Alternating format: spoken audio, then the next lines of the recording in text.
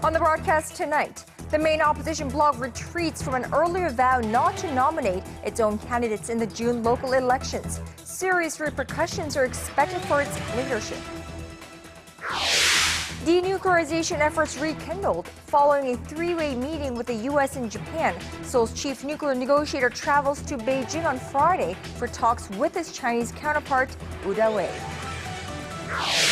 And putting an end to a 15-year-long legal tussle between lung cancer patients and Korean cigarette maker KT&G.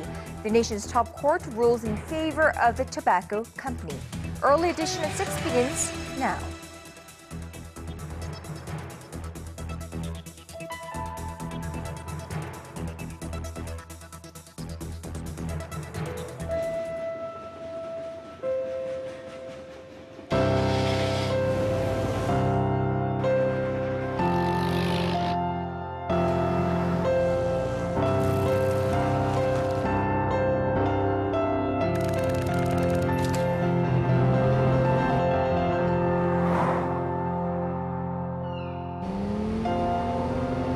당신의 유럽은 어디였나요?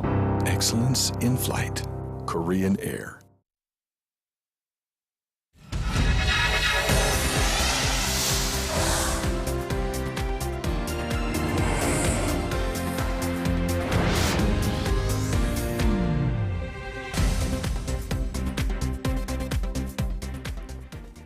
It is 5 a.m. in Washington, 5 p.m. in Manila, and 6 on a Thursday evening here in Seoul. Welcome to Early Edition at 6. I'm Moon Gun-young. And I'm Daniel Choi. Thank you for joining us.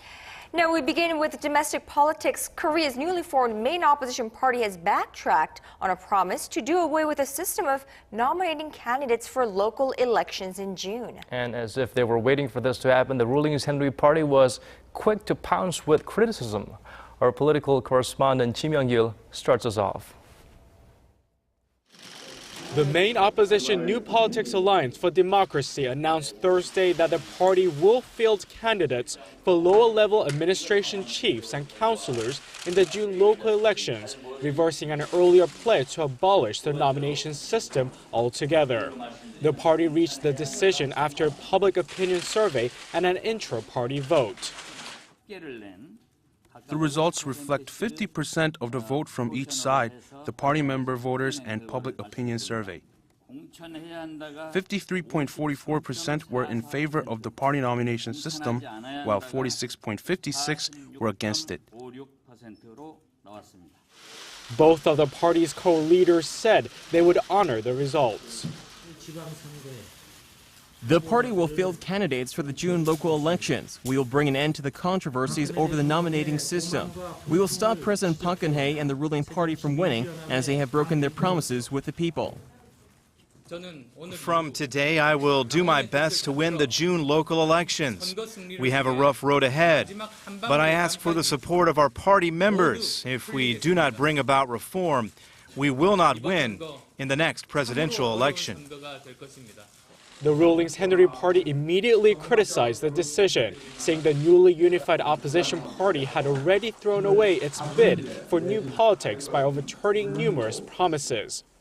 New Politics has been An's trademark policy since he entered politics in 2012. He says it's aimed at restoring public confidence by eliminating corruption and having politicians lay down their vested interests. Abolishing the party-standard nomination system was a key campaign pledge of both the ruling and opposition parties during the 2012 presidential campaigns, with many believing it acts as a breeding ground for bribery and corruption. Kim Young-gil, Arirang News. Efforts to resume the long-stalled Sixparty nuclear talks are underway once again as South Korea's chief delegate heads to China for a two-day meet focused on North Korea. As our Connie Kim reports, it comes off the heels of a trilateral meeting between South Korea, the U.S., and Japan held earlier this week. In efforts to make a breakthrough in resuming the stalled Six-party talks, South Korea's chief delegate Hwang Jung-guk will visit Beijing Friday to meet with his Chinese counterpart Dawei. Hwang will likely discuss the results of trilateral talks he attended in Washington with the U.S. and Japan. Their meeting is expected to draw specific measures and flexible preconditions to bring Pyongyang back to the negotiating table. Shortly after the bilateral meet, Wu will head to Washington to discuss the outcome of his 4-day trip to North Korea late last month and reopening the six-party talks. The news of Wu's upcoming trip comes a day after South Korea, the US, and Japan agreed to be more flexible when dealing with North Korea. The three nations had previously been firm on resuming talks only if Pyongyang took concrete steps to end its nuclear program.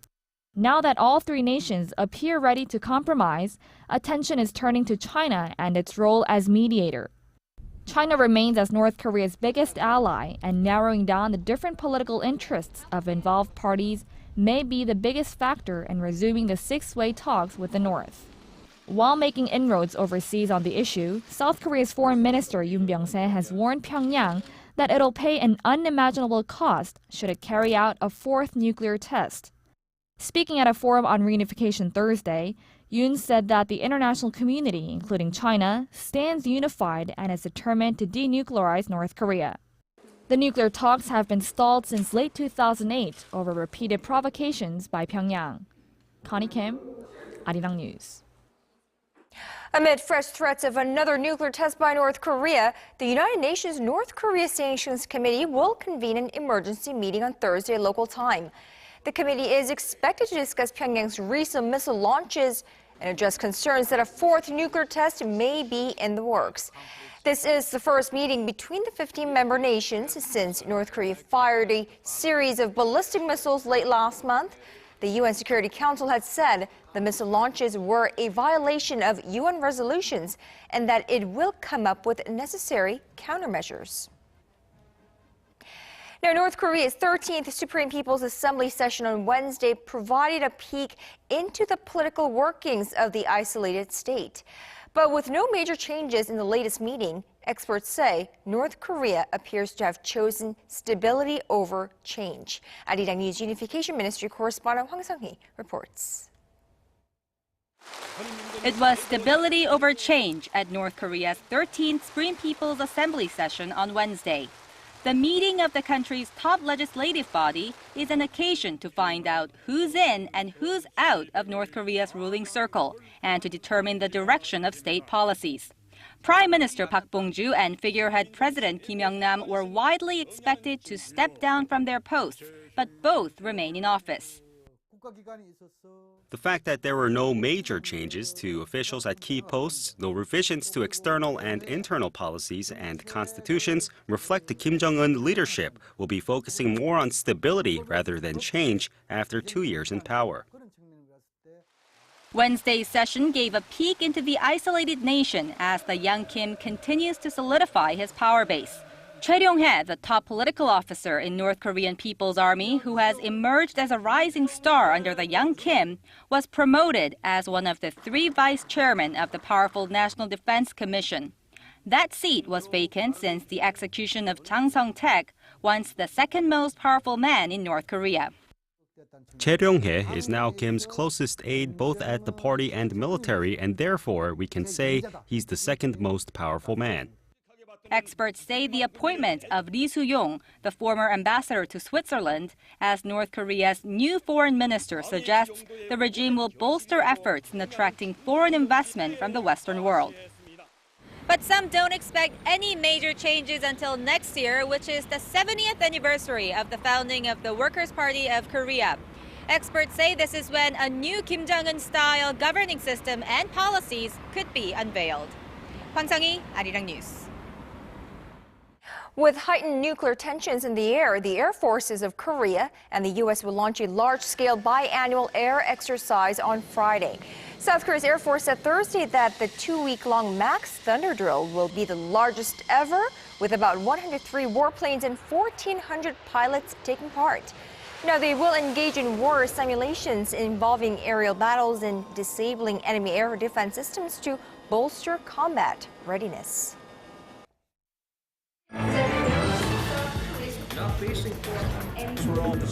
Digging deeper, getting to the bottom of stories that impact your life, talking with you on air and online, connecting you with experts on the world's most pressing issues. News and current affairs at its best with Moon Gon-young and Daniel Che on Early Edition at 6.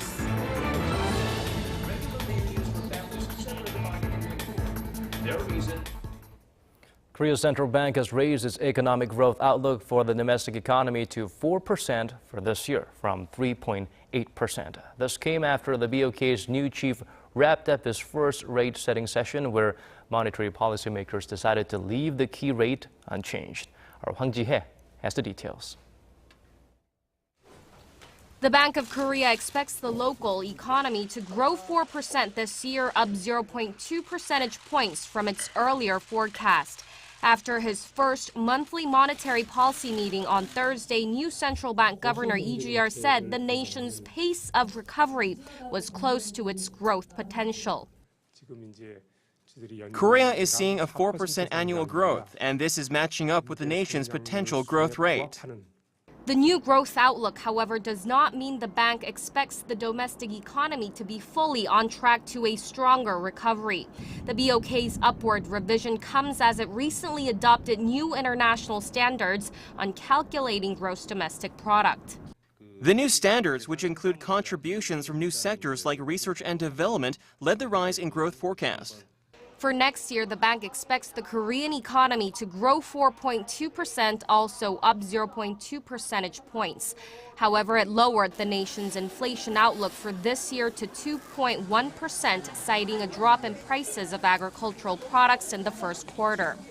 The Bank of Korea also left its key interest rate unchanged at 2.5% for the 11th straight month in April, as widely expected. The central bank went on to say that there could be a rate hike in the second half of this year if inflation goes up. Hwang Ji-hye, Arirang News. Now, despite an unexpected drop in China exports last month, Korea's benchmark broke the 2,000 mark for the first time this year on Thursday, gaining more than 9 points or 0.5% from the previous day. It was the third straight day of gains, with foreign investors buying more than $150 million of shares. The Kosdaq gained 0.5% after hitting a new 68-month high against the U.S. dollar in the morning.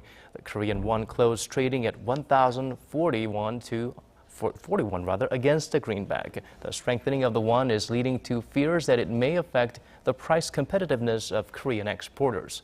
In response, the Bank of Korea Governor Lee Ju-yeol signaled a possible intervention in the market if there's too much volatility, although he said the exchange rate is decided by the market. More positive news this time on Korea's trade front. Outbound ICT shipments set a new record for the first 3 months of the year. The Trade Ministry says Korea's exports of information, communication, and technology products grew 8.9% in March from a year ago to $15 billion. The $41.2 billion recorded in the first quarter marks a new quarterly high.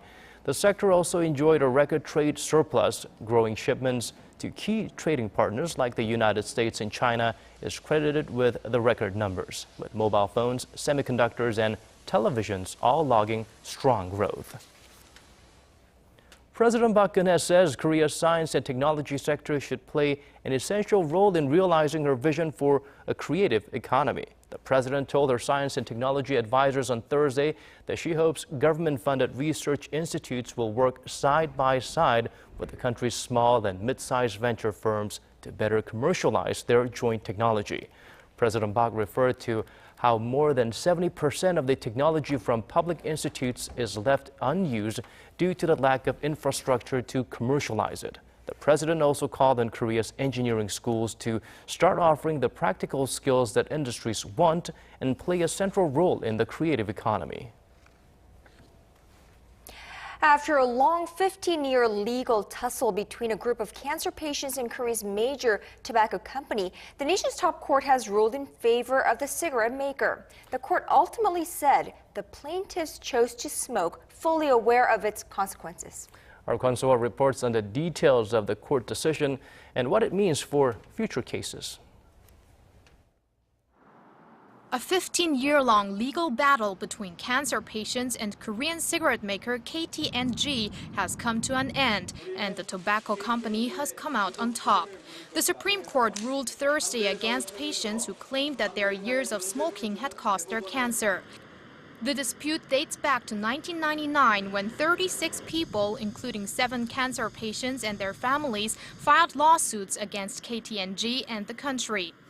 They have been demanding financial compensation from the tobacco company for allegedly using chemical additives to enhance the effect of their cigarettes. The Supreme Court said in its ruling that there wasn't enough evidence to prove that smoking cigarettes had a direct influence on the cancer patients. In 2007, the Seoul District Court said there was no evidence that cancer was directly caused by smoking cigarettes. 4 years later, the Seoul High Court did acknowledge that there was a cause and effect relationship between smoking and lung cancer in 4 patients, but it said there was still no proof that KT&G gave false information about their cigarettes.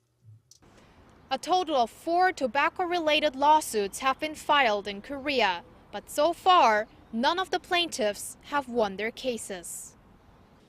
The court's decision did not come as a surprise to some. I don't think this should be a matter of filing a lawsuit. Everyone knows there is a high risk of getting cancer when you smoke. But this doesn't mean that everyone approves of the ruling. I feel like the court's ruling shows a lack of trust from the people towards the country. That's why I think there should be some compensation or an apology. Legal experts say in the case of individuals, a case-by-case investigation is required on when the plaintiff started to smoke, when the cancer appeared, and a whole host of other factors. If more tobacco-related lawsuits are filed in this way, there is a low chance that the plaintiffs will win. If they focus more on issues like unfair profits, they might have more success. This could be the case in the near future, as the National Health Insurance Service is expected to file a lawsuit against KT&G soon, which would shift the focus from individuals to public organizations. Kwon So-ah, Arirang News.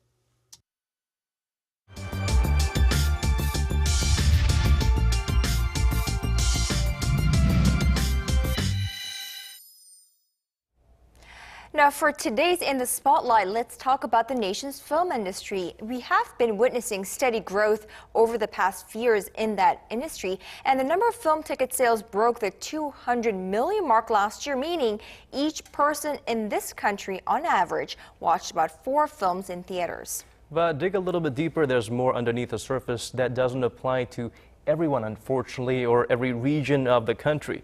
A gap has emerged in the film industry, and our cultural correspondent Park Ji-won joins us in the studio today to explain further about the phenomenon. Hello there, Ji-won. Hi guys. Well, numbers suggest that everyone in this country has access to an ample amount of cultural activities, at least with regard to films. But that all depends where you live. Last year, Seoul citizens watched on average 6 films in theaters, but residents in the southwestern province of Jeollanam, for instance, watched only 2. The difference comes down to access, as many rural areas in Korea doesn't have theaters. Let's take a look. Hongcheon County in Gangwon-do Province lies some 100 kilometers east of Seoul, and until this week, residents would have to travel about an hour if they wanted to watch a movie in the theater. But the opening of a small digital film theater in Hongcheon this week has changed that. I only watched probably 3 films a year. Now I hope to watch more films as the theater is very close to my home. I had to watch films in Chuncheon or in Seoul because there weren't any cultural centers or theaters here. It cost me a lot of time and money to go to nearby cities to watch films, but now we can watch films whenever we want at a fraction of the cost. It's great. Hongcheon Cinema is the nation's 4th small digital film theater to open in counties with a population of less than 100,000. The first was in Changsu in 2010, followed by others in Kimje and Imsi last year. They are all financed by their local governments. You know, Ji-won, here in Seoul, every block we have a theater, so it's really surprising for me to find out that there are counties in this country where they don't have theaters at all. Yes, out of the nation's 230 districts or counties, over 100 don't even have theater. But it's not that they never had theater in the past. Well, many ran out of business in the late 1990s when theaters began going the multiplex route. Because these multiplex showed about 10 films or more at a given time, well, they used up more of the nation's available film rolls in the nation. that meant that less rolls were available and distributed to the rural areas. But with the advent of digital films, film rolls are not necessary anymore. So with a much less cost, film theaters can go back to the rural market. But I guess one big question is, to maintain it, to make sure they keep on coming and maybe build bigger and better ones. Are they making profits? Is it a profitable business? Yes, they are getting there. So let's listen to a CEO of a social enterprise who runs 3 small cinemas out of the 4 that I mentioned earlier. Well, he was the one who first pitched the idea of setting up small digital theaters in rural areas with the help of local government. Jiangsu is a county with only about 23,000 people. When we first opened the theater in the region, less than 2,000 people came to the theater a month, and we suffered from a deficit. But now about 3,000 people on average come to the theater each month, and annual ticket sales are about 40,000. Based on the success, the nation's culture ministry is joining in. New initiatives are in place to support the opening of 18 more small theaters in rural areas nationwide by next year. The ultimate planning is to set up a small film theater in every district or county that does not currently have one. Well, June, it's definitely great to hear that the Korean government is trying to close the cultural divide or the gap between sectors or between regions in the country. But I know that there is another area in the film industry where there requires a special attention, which is the independent film industry. That's right. About 200 to 230 films are shot in Korea each year, and more than half of them are categorized as independent films made without any investment. And half of those independent films do not even have a chance to be seen by theater audiences. As you can see in this table, audience numbers for independent films have been on the decline since 2009. At the same time, the market share of the top 10 films last year reached some 35%, much higher than in the US at 24% and France at 26%. This is because nearly 95% of the nation's 2,100 screens are operated by the 3 major multiplex chains, CGV, Lotte, and Megabox. All are conglomerates, and they mainly play films that they have produced or invested in. For this reason, it's becoming harder for independent film lovers to find the film that suits their tastes. Since there are not many theaters that play independent films, it's hard to watch them and have to go far away. I wish more screens showed them. There are many independent films I wasn't able to watch because the show times did not fit my schedule. I sat down with an independent film director who received many international awards. He says he still has a hard time finding screens to play his films. Multiplex chains do not offer their screens up unless it's a film produced or distributed by their own companies.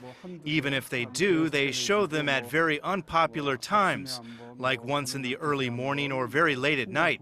It's unfair. He added, policymakers and movie fans need to pay attention to low-budget art films or independent films if they want diversity in cinema. Well, at least we have several independent theaters here in Seoul, but other people in other regions are not as lucky as us, so most screens only play blockbusters. So more government support and support from movie fans are absolutely necessary. If they offered better discounts, bigger cinemas, more cinemas, maybe at a lower rate for this independent films, I'm sure more people will have access to it. The problem always boils down to money. The government actually is willing to inject a lot of money to provide 30% of the total budget for the Avengers being filmed in Korea, but we still don't do enough for the local film industry. So hopefully that will change sometime soon. Thank you, Jiwon, for coming in and broadening our horizon today on this disparity in the film industry in Korea.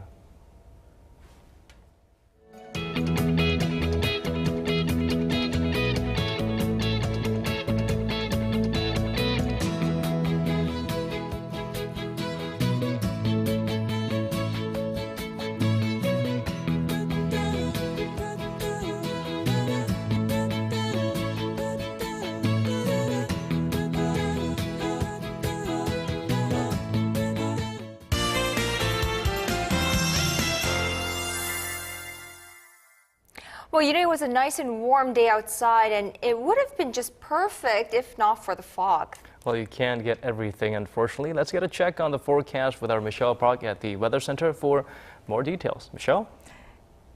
Good evening, guys. We are expecting similar conditions tomorrow with more fog and even more clouds in the sky, but it will also be warmer with highs reaching up to 24 degrees in some regions. However, there'll be about 10-degree temperature gaps between the mornings and nights.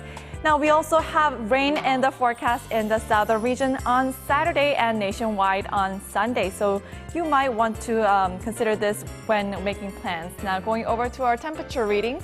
Seoul starts off the morning at 9 degrees and reaches up to 19 degrees in the afternoon. Meanwhile, the southern cities such as Daegu and Busan will get up to 22 and 20 degrees. Now, moving over to other regions, Jeju Island peaks over to 19, Dokdo at 15, while Mankungang tops out at 12 degrees. Now, that's all for now. I'm Michelle Park, and have a wonderful evening.